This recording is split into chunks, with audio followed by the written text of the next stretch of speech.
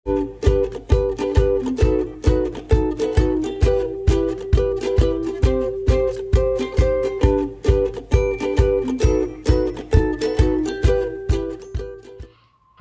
nama saya Melvani Saliati. Saya dari kelompok 1, mahasiswa Politeknik Kesehatan Kemenkes Manado, jurusan keperawatan program studi nurse reguler. Pada saat ini, saya akan melakukan komunikasi terapeutik kepada bayi. Pada suatu hari, di sebuah klinik, ada seorang ibu yang membawa bayinya yang berumur 4 bulan. Ibunya mengeluh bahwa bayinya dari semalam suhu badannya panas dan lebih rewel. Berdasarkan pemeriksaan, bayi tersebut mengalami penyakit diare. Selamat pagi Ibu, saya dengan perawat Melvani Saliati. Apa benar ini dengan bayi atas nama Riko? Iya, Pak Mantri, betul. Terus bagaimana kabar bayinya Ibu? Begini Pak Mantri, anak saya dari semalam dia rewel, terus suhu badannya panas Pak Mantri. Dari apa yang sudah Ibu jelaskan, yang mana bayi Ibu terkena penyakit diare. Jadi Ibu, jadi penyakit diare ini dia sangat berbahaya bagi bayi karena bisa menyebabkan kematian. Jadi saya harus bagaimana Pak Mantri?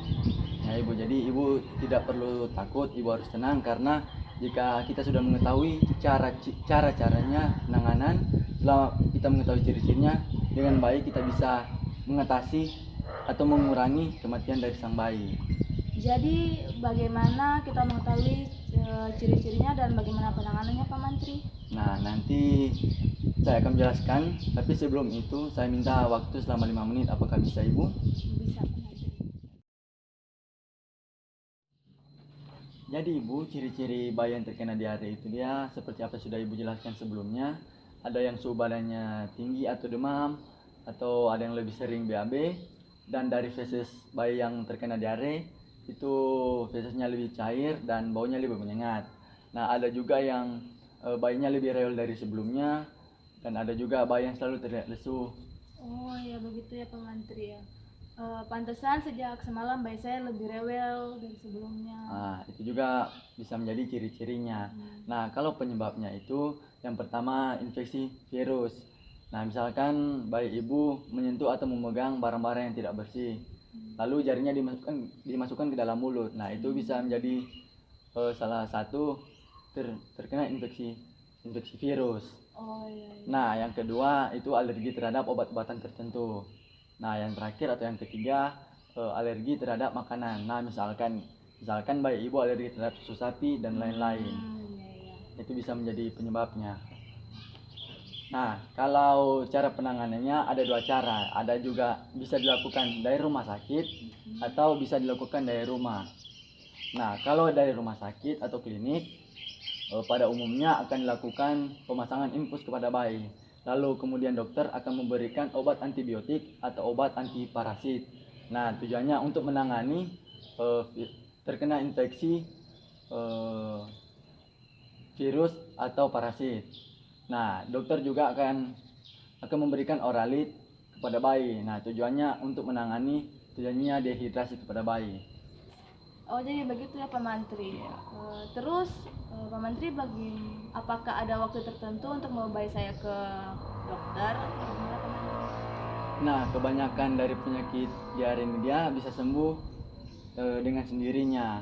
Tapi bayi dapat mengalami dehidrasi dengan sangat cepat. Nah, untuk itu orang tua harus selalu waspada dengan membawa ke dokter apabila mengalami gejala diare yang begitu berat. Nah, yang pertama itu seperti penurunan atau mengalami dehidrasi secara cepat seperti yang sudah saya jelaskan sebelumnya.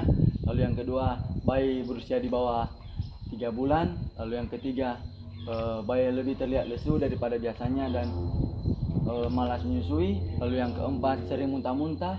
Lalu yang kelima, bayi yang di atas berusia 3 bulan dengan diare, lalu demam tidak turun selama 1 hari, atau penurunan BAK.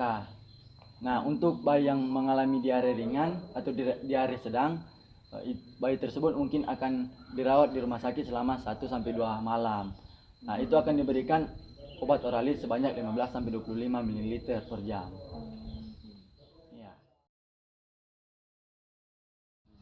Nah, terus bagaimana dengan perasaan ibu sekarang? Sangat senang Pak Menteri karena saya bisa mengetahui ciri-ciri penyakit diare, terus penyebabnya dan bagaimana penanganannya Pak Menteri. Nah, kalau begitu baguslah. Kalau misalkan ibu ada perlu atau mau bertanya sesuatu, ibu bisa datang lagi ke klinik kami. Oh ya, terima kasih Bapak Menteri. Ya, Saya permisi. sama-sama.